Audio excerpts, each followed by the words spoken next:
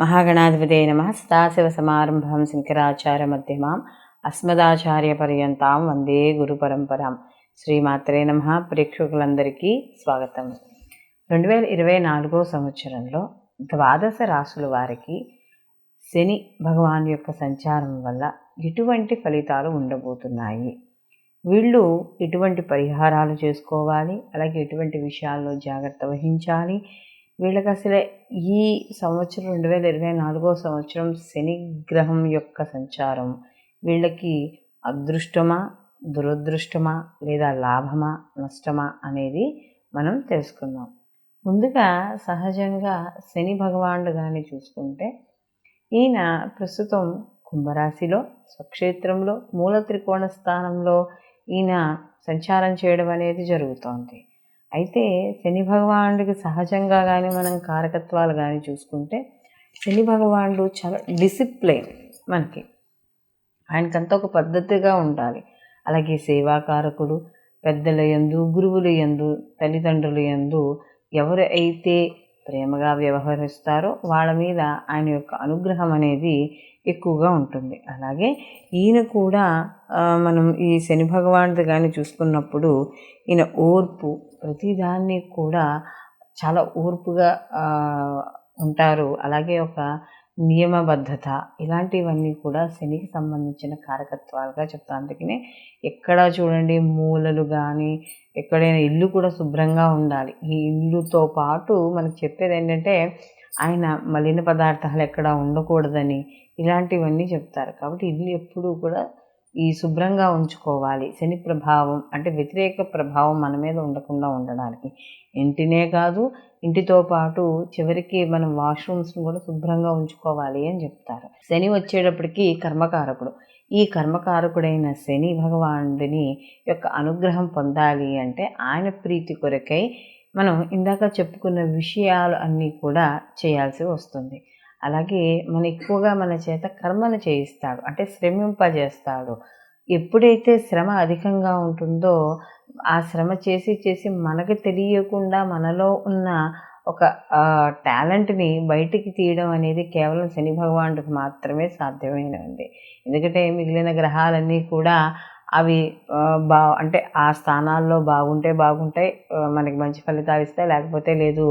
ఒకవేళ ఆయన వాటి వచ్చే మహర్దశల్లో కానీ అంతర్దశల్లో కానీ అవి ఇచ్చే ఫలితాలు ఇచ్చి వెళ్ళిపోతూ ఉంటాయి. కానీ శని భగవానుడు అలా కాదు. ఆయన ఒకసారి ఒక జీవితంలో ఒక స్థాయి కానీ ఇచ్చాడు అంటే అది తొందరగా పోదు. ఇచ్చింది తొందరగా తీసుకోవడానికి ఇచ్చాడు అంటే స్టాండర్డ్గా ఉంటుంది అని అర్థం అన్నమాట. కాబట్టి అలాంటి శని భగవానుడి యొక్క ఈ సంచారం వల్ల, కుంభరాశిలో సంచారం వల్ల ద్వాదశ రాశుల వారికి ఏ విధంగా ఉంటుంది అనే విషయాన్ని ఇప్పుడు మనం తెలుసుకుందాం. మేషరాశిలోకి అశ్విని 1, 2, 3, 4 పాదాలు, భరణి 1, 2, 3, 4 పాదాలు, కృత్తిక 1వ పాదము మనకి మేషరాశిలోకి రావడం అనేది జరుగుతుంది. అయితే మేషరాశికి అధిపతి వచ్చి కుజుడు. మనకి ఈ కుజుడుకి శని భగవానుడికి అస్సలు పడదు. వీళ్ళిద్దరూ కూడా శత్రువులు. అయితే ఈ మేషరాశి వారికి శని భగవానుడు ప్రస్తుతం గోచార రీత్యా లాభస్థానంలో సంచారం చేయడం అనేది జరుగుతోంది. 3, 6, 11 స్థానాల్లో పాపగ్రహాలు సంచరిస్తున్నప్పుడు శుభ ఫలితాన్ని ఇవ్వడం అనేది జరుగుతుంది. అయితే ఇక్కడ మేషరాశి వారికి కానీ చూసుకున్నప్పుడు వీళ్ళకి ఈ ఎవరైతే శని భగవానుడు ఉన్నాడో వీళ్ళకి లాభస్థానంలో ఉండడం వల్ల శుభ ఫలితాలను ఇవ్వడం అనేది జరుగుతుంది. అయితే శని భగవానుడు ఒక రాశి నుండి, అంటే మనం జన్మించినప్పుడు శని భగవానుడు ఎక్కడున్నాడో మళ్ళీ తిరిగి ఆ యొక్క రాశికి రావడానికి 30 సంవత్సరాల సమయం అనేది పడుతుంది. ఈ 30 సంవత్సరాల్లో ఏలినాటి శని, అష్టమ శని, అర్ధాష్టమ శనిగా మనకి శని చేత పీడింపబడ్డం అనేది జరుగుతుంది. అయితే మిగిలిన వాటిల్లో కూడా కొన్ని స్థానాల్లో, అంటే కేవలం 3, 6, 11 స్థానాల్లో మాత్రమే ఇక్కడ శని భగవానుడు పూర్తి ఫలితాలను ఇస్తాడు. అంటే 2.5, 7.5 సంవత్సరాలు, అంటే మొత్తం 30 సంవత్సరాలు 7.5 సంవత్సరాలు శుభ ఫలితాలని, మిగతా వాటిల్లో కొన్ని ఎక్కువ దుష్ఫలితాలని, కొన్ని సమానమైన దుష్ఫలితాలని ఇవ్వడం అనేది జరుగుతుంది. ఇది గోచార ప్రకారం. ఇలా కాకుండా జన్మజాతకంలో కానీ శని అనుగ్రహం అంటే మీ లగ్నాత్తు శని ఉన్న స్థానం అనుగ్రహంగా ఇచ్చేది అయితే మాత్రం శుభ ఫలితాలను పొందడం అనేది జరుగుతుంది. అయితే ఇక్కడ లాభస్థానంలో ఉన్నాడు, దశమ లాభాధిపతి. అయితే ఇక్కడ మనకి దశమ స్థానం అనేటప్పటికీ ఏం చెప్తాము మనము, కర్మస్థానంగా చెప్తాం. ఈ కర్మస్థానానికి అధిపతి అలాగే లాభస్థానానికి అధిపతి కాబట్టి ఎక్కడైనా ఉద్యోగాల ద్వారా కానీ, వ్యాపారాల ద్వారా కానీ, లేకపోతే ఏదైనా మీకు ఏ పని చేస్తారో ఆ పని ద్వారా కాస్త లాభపడ్డం అనేది ఎక్కువగా జరుగుతుంది. అలాగే ఇక్కడ వీళ్ళకి మేషరాశి వాళ్ళకి కానీ చూసుకున్నప్పుడు ఈ యొక్క శని భగవానుడు వీళ్ళకి ఉద్యోగాల్లో కానీ వాళ్ళు చేసే పనిలో కానీ కాస్త అధికంగా అంటే అప్పుడప్పుడు శ్రమ అనిపిస్తున్నా కూడా వీళ్ళకి తద్వారా కొంత ఆర్థిక వృద్ధి అనేది తప్పకుండా కలుగుతుంది.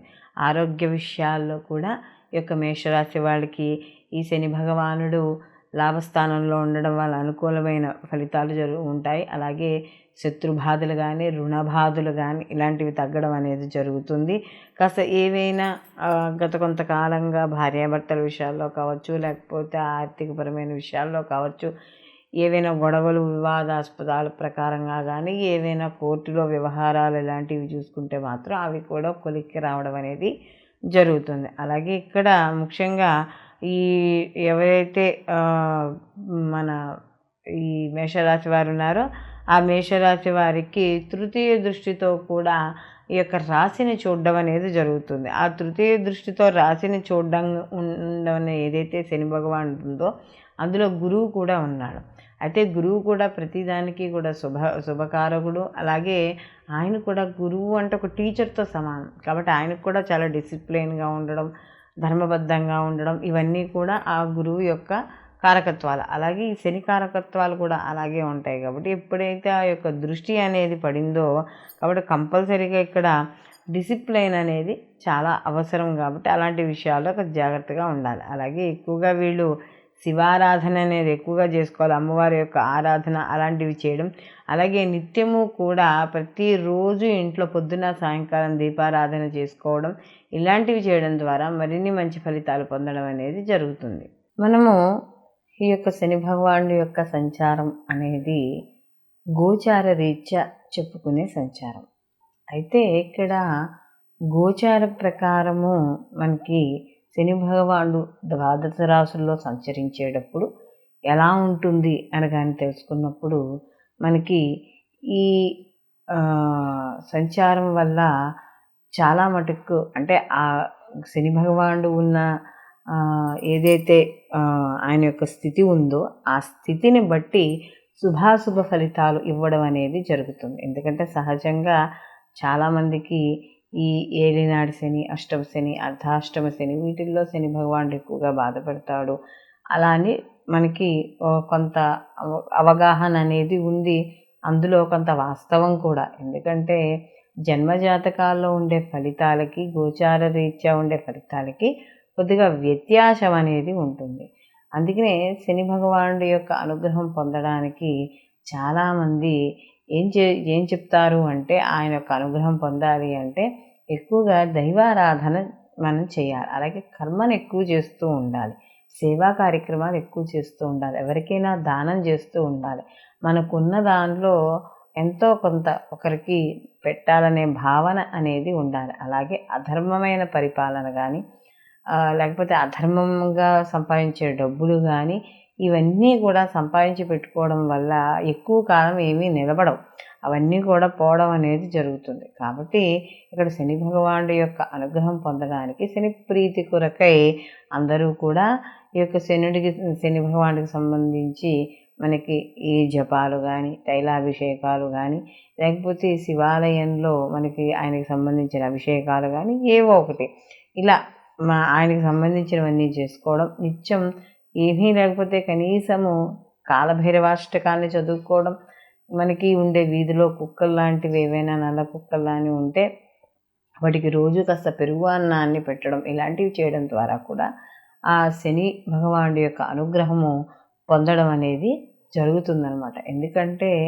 ఇక్కడ శని భగవానుడు ఎవరు ఏది ఇచ్చినా ఇవ్వకపోయినా కూడా మంచి ఎంతలా ఇస్తాడో ఆయన ఇచ్చే చెడు ప్రభావం కూడా అలాగే ఉంటుంది. కాబట్టి రెండింటినీ తట్టుకోవాలి అంటే తప్పకుండా ఆ శని భగవానుడి యొక్క అనుగ్రహం ఉండాలి. కాబట్టి అందరూ కూడా వాళ్ళ జాతకాలను అనుసరించి, గోచార ఫలితాలను అనుసరించి తప్పకుండా ఈ శనిగ్రహానికి సంబంధించిన పరిహారాలు పాటించడం ద్వారా జీవితంలో అత్యున్నత స్థాయికి వెళ్ళడం అనేది జరుగుతుంది. సర్వే జనా సుఖినో భవంతు, లోకా సంస్థ సుఖినో భవంతు.